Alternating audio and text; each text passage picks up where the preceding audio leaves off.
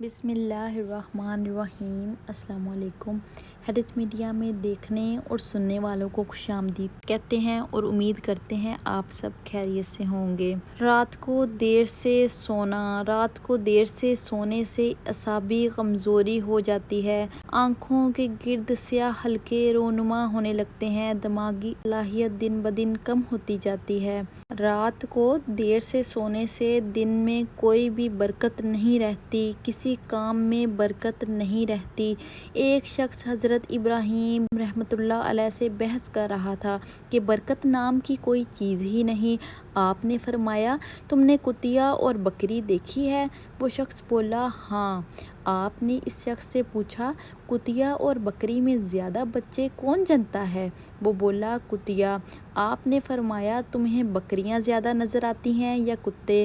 وہ بولا، بکریاں۔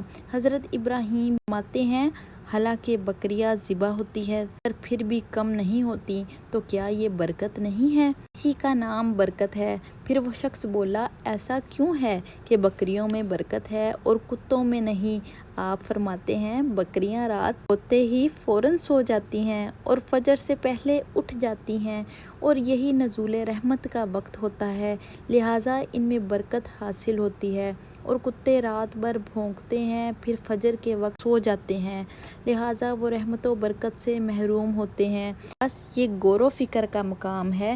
آج ہمارا حال بھی یہی ہے، ہم اپنی راتوں کو فضولیات میں گزارتے ہیں، وقت نزول رحمت سو جاتے ہیں۔ اسی وجہ سے آج نہ تو ہمارے مال میں برکت ہے اور نہ ہی ہماری اولاد میں، اور نہ ہی کسی دوسری چیز میں برکت رہ گئی ہے۔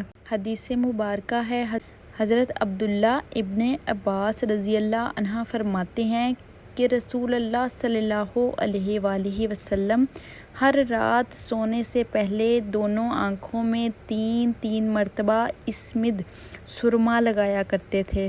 اللہ پاک آپ کا حامی و ناصر ہو۔ خدا حافظ۔